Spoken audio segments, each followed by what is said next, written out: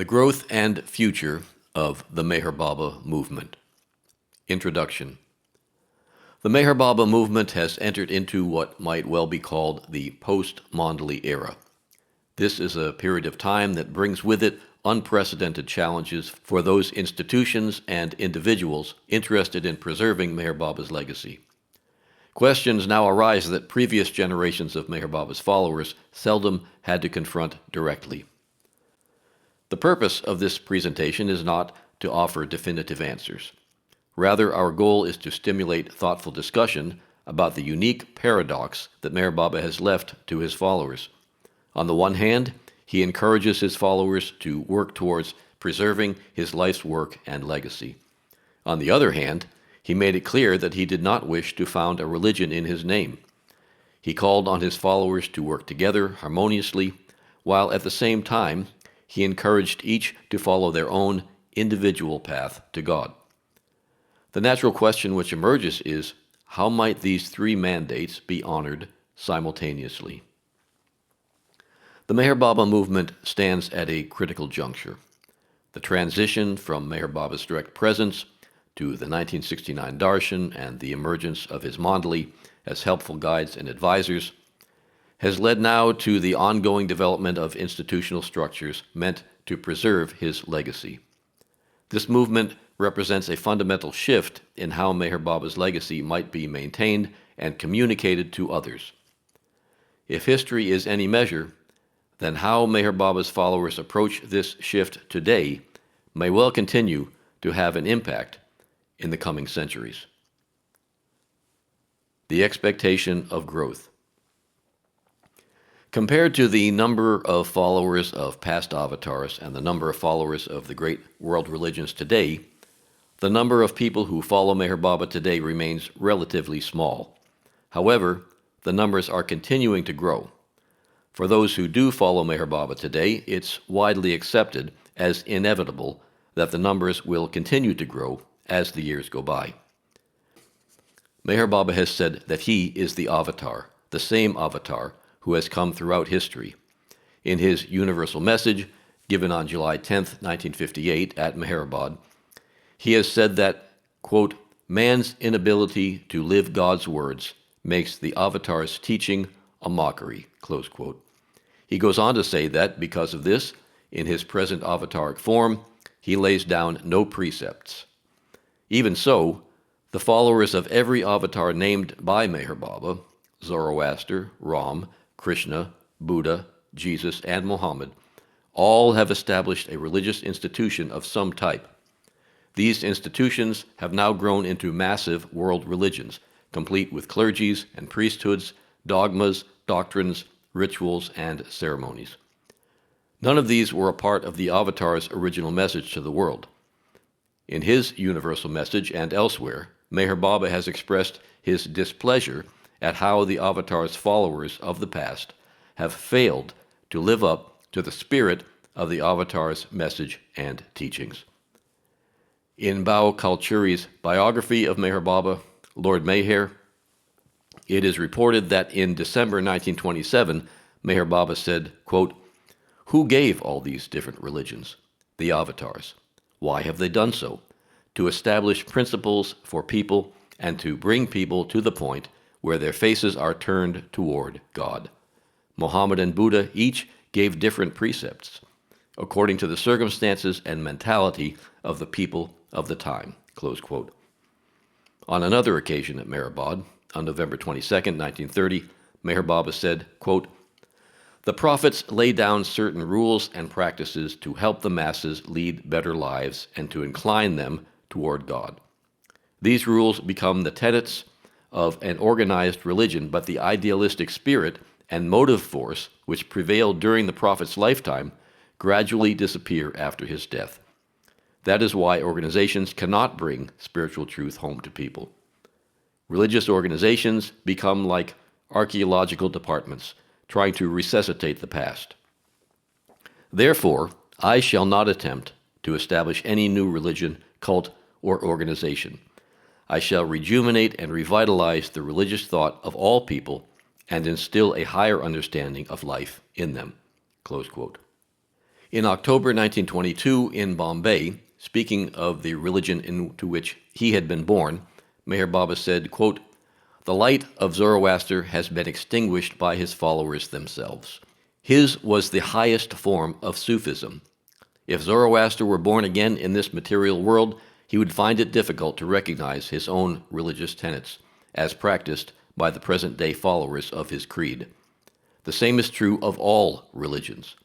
The Muslim mullahs, Hindu pundits, Zoroastrian dasturs, and Christian priests have mutilated the original religion for their own selfish ends." Close quote. Patterns of institutionalization. Like Meher Baba, academic scholars in the field of religious studies have also noticed that throughout history, certain patterns have emerged in the evolution of religious institutions. Scholars describe these institutions as beginning from the teachings of a single charismatic individual. They say that such an individual possesses unusual personal magnetism and teaches spiritual ideals to his followers. After the death of this individual, the teachings are written down, and certain traditions and behaviors begin to be recognized and considered to be correct.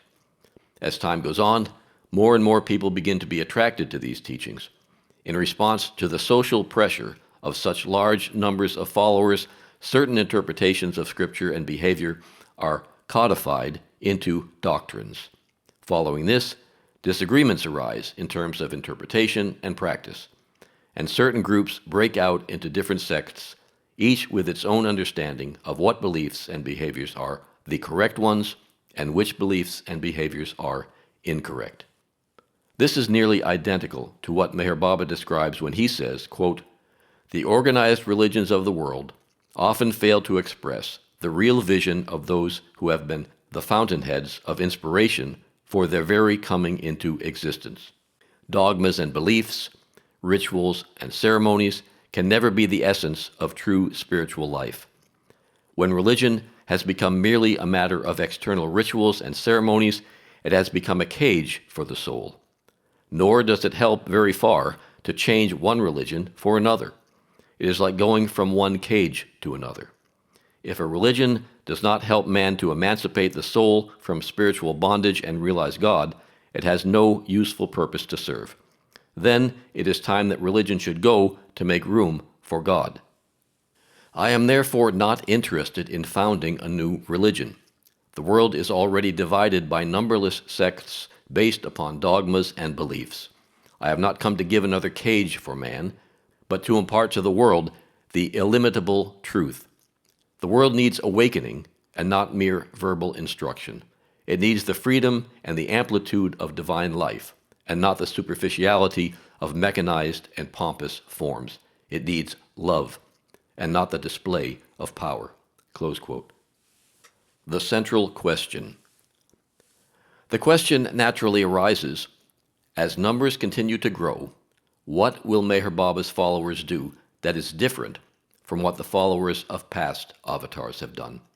How will they self-consciously avoid falling into the trap that past followers of the avatar have fallen into? Meher Baba often gave his followers orders that seemed contradictory. At the same time, he would leave them to work out the answers for themselves. The question of the future of the Meher Baba movement leaves his followers with a similar type of quandary. On the one hand, he clearly did not want his followers to start a new religion. At the same time, he made it clear that he wanted them to preserve his legacy and to spread his message of love and truth. He encouraged each follower to find their own individual path to God, while, at the same time, each one must work cooperatively and harmoniously with others in their efforts to preserve his legacy and spread his message of love and truth. All of this should be done while avoiding the traps of religious institutionalization, dogmas, and ceremonies that might take on importance in their own right, thus overshadowing the life of the spirit. The challenge of the post-mandali era. In Meher Baba's physical presence, and later in the presence of his mandali, honoring this triple mandate did not seem impossibly difficult.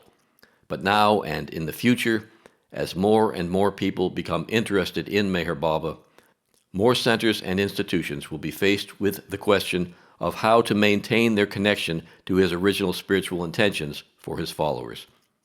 Sociological, economic, and cultural forces have already begun to intensify.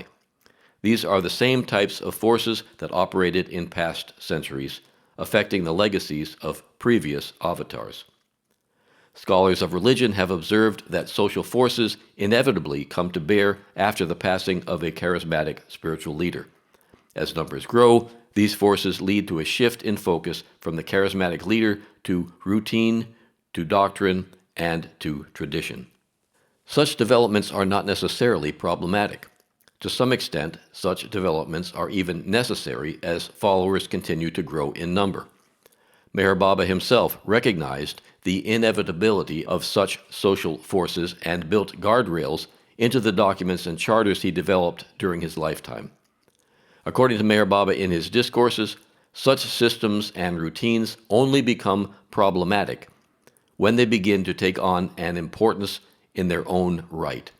As he says in his discourse on the new humanity, quote, "Forms, ceremonies and rituals, traditions and conventions are in most cases fetters to the release of infinite life.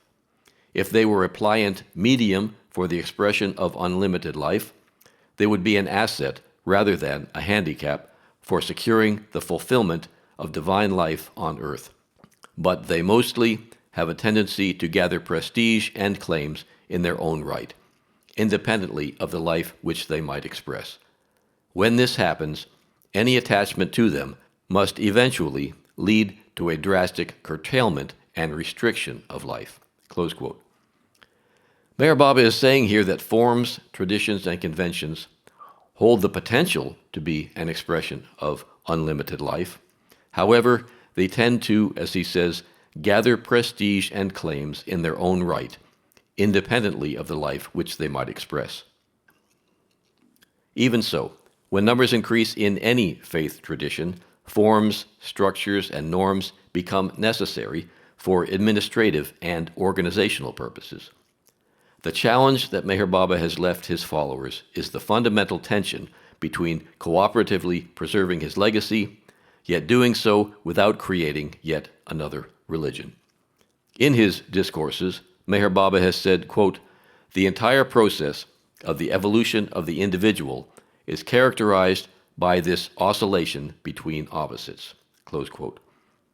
It seems that this is also true in social groups and organizations. I'd like to offer here some examples of the kind of opposites or tensions that have led to problematic situations for the followers of previous avatars. As Meher Baba's following grows, these types of tensions or oscillation between opposites may eventually affect and challenge all groups, centers, and individuals dedicated to Meher Baba and to preserving his legacy. Each of the following examples shares a common structure. Each presents an opposition between elements necessary for institutional preservation and elements essential to spiritual authenticity. So the first example is interpretive authority versus individual experience. When disagreements arise over the meaning of Meher Baba's words, who possesses the authority to determine the correct interpretation? On the one hand, it's important for people to understand the various things that Meher Baba said and did.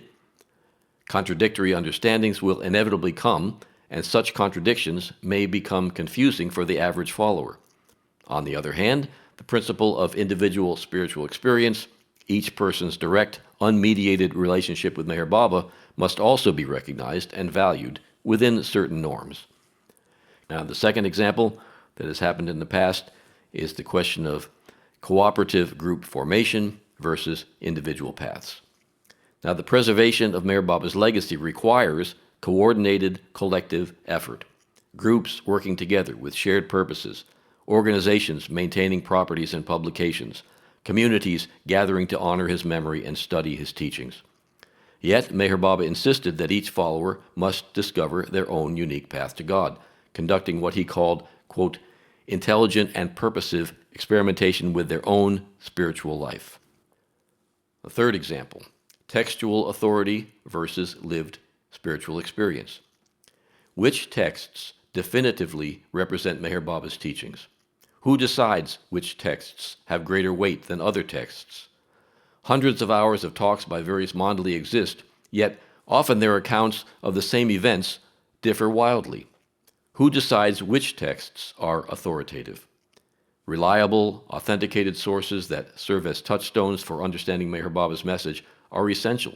Yet, Meher Baba emphasized living spiritual experience over scriptural study, inner realization over intellectual comprehension. And finally, fourth example, unified representation versus decentralized expression. Who speaks for Meher Baba in public contexts? When media, academics, or seekers inquire about the Meher Baba movement, who possesses the authority to represent his message? On the one hand, there is a legitimate need for coherent public representation. Preventing misrepresentation and maintaining as much accuracy as possible about Meher Baba's life and teachings to those unfamiliar with him is essential. On the other hand, there is the principle that every lover of Meher Baba has the right to speak authentically from their own understanding and experience, that no individual or institution can claim exclusive right to represent him. Well, this is just a sampling of the kind of tensions and oppositions that have existed in all past avataric advents and have been dealt with in various ways. As their numbers continue to increase through the centuries, how will these issues be addressed within the Meher Baba movement? Meher Baba's institutional design. 4 key principles. Throughout Meher Baba's life, he left countless clues as to how he might want his lovers to consider these kinds of questions. Beyond the oral traditions passed down by his mandali and the written record in the discourses, Lord Meher and elsewhere, Meher Baba also oversaw the development of several institutions charged with preserving his legacy. 3 important documents guide these institutions: the Avatar Meher Baba Perpetual Public Charitable Trust Deed, the Meher Spiritual Center Charter, and the Chartered Guidance from Meher Baba for Reorientation of Sufism. If we closely examine these 3 charters, 4 consistent principles emerge that Meher Baba included in his institutional design. These are: 1. Do not form a religion. 2. Institutional roles do not confer spiritual authority. 3. Inclusivity. And 4. Independence of groups and organizations. These principles offer clues as to how Meher Baba might want his followers to address the tensions that we've discussed. The first of these principles, not forming a religion. So starting with the trust deed, the trust deed contains the most explicit statement in Schedule 1 about not forming a religion, where it says, quote, "It is emphasized that Meher Baba has no separate religion or cult or community or creed and philosophy separately, except universal love," close quote. This directly addresses his intention to not establish a distinct religious sect, instead emphasizing universal love as the sole organizing principle. The Meher Spiritual Center Charter describes establishing, quote, "a non-sectarian and non-profit religious organization for the dissemination of Meher Baba's teachings without supplanting professed religious convictions or beliefs, but for the enhancement and strengthening of the spiritual life," close quote. This explicitly states that the organization does not seek to replace existing religious affiliations, but to complement them. The term religious organization is there for legal reasons only. And then finally, the Sufism Reoriented Charter states, quote, "Meher Baba is connected with one and all religions, and because each of them teaches the same divine truth and leads to the same one God, he is also detached and above all religions," close quote. This establishes a stance that transcends traditional religious formation, describing Sufism Reoriented as simultaneously connected to all religions, yet detached from all. So then, moving on to the second principle, institutional roles do not confer spiritual authority. In the trust deed, the trustees and the chairman manage, quote, the routine affairs of the trust, close quote. Property, funds, banking, appointments, and administrative rules. There is no suggestion that these offices carry spiritual rank or doctrinal authority. Trustees are chosen by majority vote on non-religious criteria. Again, it states, quote, without any distinction of caste, creed, race, religion, sex, or nationality, close quote. This, again, underlines their status as administrative stewards rather than spiritual leaders. The Meher Spiritual Center Charter authorizes the corporation to, quote, designate and appoint such officers, agents, and other employees as may be considered necessary or advisable to carry on the purposes and activities of the center, clearly framing these roles as instrumental to running the organization, but not as spiritual offices. And finally, the Sufism Reoriented Charter contains really the most direct statement on this theme in Section 7, where it says, quote, privileges and prerogatives born of divine illumination and of realization of truth could never be subject to statutory provisions of any kind. Where there is neither divine illumination nor realization of God, there should never be any constitutional or organizational authority for the sustenance of any such privileges and prerogatives, close quote.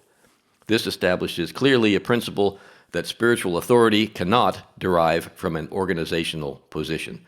Only actual spiritual attainment confers spiritual authority, and such authority cannot be institutionalized through organizational structures. Well, the third principle, which is in all of these documents, is inclusivity. All three charters contain emphatic statements of inclusivity. A core phrase that appears repeatedly and that we've already quoted is, quote, irrespective of caste, creed, race, religion, sex, or nationality, close quote. This represents not merely legal language, but a fundamental principle. And the fourth and final principle that I'd like to draw from these documents, as I say, we can draw probably many principles, but these four really stand out.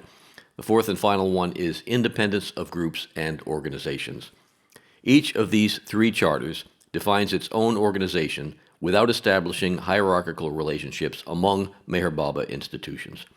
Rather than creating a centralized authority structure, the charters establish autonomous organizations that serve their own distinct purposes while honoring Meher Baba's message. So these four principles work together as a system. They prevent the accumulation of power in institutional positions while maintaining structures necessary for preservation. They ensure that inclusivity prevents sectarianism, while independence prevents centralized control. Together, they create what might be called structures of service rather than structures of authority. They also serve as a clear example of principles that Meher Baba himself felt were important enough to include in the legal documents of organizations established in his name during his lifetime. Mastery in servitude. Above all else, Meher Baba emphasized over and over again that lived spiritual principles, a commitment to loving God and to living the life of the Spirit, were more important than any organization or legal document. Meher Baba asked his followers to preserve his legacy through cooperative effort while not creating a religion and while each person simultaneously follows their own spiritual path. So we've briefly explored how this mandate necessarily creates tensions around authority, collective action, textual interpretation, and public representation. What Meher Baba expects of his followers is genuinely difficult. It is perhaps unprecedented in religious history. He has given his followers a challenge that cannot be solved through traditional religious mechanisms. The very tools that have worked for past religious movements are the same ones that he has criticized for their failures in the development of past religious systems. One day in the early 1920s, in Manzili Meen, Meher Baba decided that the group should have a motto. After some discussion, Baba himself offered the slogan, Mastery in Servitude, to which the whole group immediately agreed. That motto is now above the door of Meher Baba's tomb shrine at Mehrabad. It would seem that, As the Meher Baba movement continues to grow, that motto will become more and more important, more and more central to the movement if the movement is to thrive in a way that might please Meher Baba. The motto, Mastery and Servitude, points toward the essential resolution of the implicit tensions that we've been exploring. Mastery and servitude suggests a way of being that combines competence with humility and effectiveness with self-effacement. It describes institutional roles that serve rather than rule, expertise that enables rather than controls, structures that support rather than constrain. As Baba says in one of his discourses, quote, "When the master is seen in his capacity of rendering service to humanity, the aspirant is quick to catch that spirit because of his love for the master. Contact with the master is also helpful in imbibing the spirit of cooperation which the aspirants can cultivate easily because of their common love for the master. They serve because the master wants it. They do the master's work, not their own. And they do it not of their own accord, but because they have been entrusted with that work by the master. Therefore, they are all free from any ideas of individualistic claims, rights, or privileges, being keen only about the master's work, ready to serve his cause to the best of their abilities when they are called upon to do so, and equally ready to hand over that work to another co-aspirant if he or she can do it better." Close quote. Well, some may feel that Meher Baba will take care of everything without any special human effort. Yet, as the numbers grow, and as it has happened with past avataric movements, there will be social, cultural, and material rewards available to those who can influence large groups of Meher Baba's followers. When there are many who feel the need to be led, leaders will appear, sometimes motivated by purposes other than pure service. The challenge for anyone interested in preserving Meher Baba's legacy is to balance true humility and self-effacement with mastery and competence in service. To do all this while remaining true to the highest vision of spiritual life that Meher Baba embodied and to which he repeatedly called his followers requires profound sincerity and integrity of purpose. If these tensions that we've described can be held consciously, if institutions can be built rooted in service rather than authority, if inclusivity can be maintained while honoring individual paths, if Meher Baba's legacy can be preserved without creating a religion, then a movement may continue to emerge which might truly please him. The questions raised here have no easy answers. They require ongoing discussion, experimentation, and, above all, sincere affection for Meher Baba and for one another. How best to navigate the unprecedented tensions described here remains to be seen. What can be said is that conscious awareness of these dynamics, combined with the institutional safeguards Meher Baba himself has included in his charters, provides his followers with resources that previous avataric movements have never had. The outcome will depend upon choices yet to be made by the individuals and institutions who dedicate themselves to preserving Meher Baba's legacy down through the coming centuries. Your key unlocks the universe. You give the drink for which all thirst. You hold the power to heal all hurts.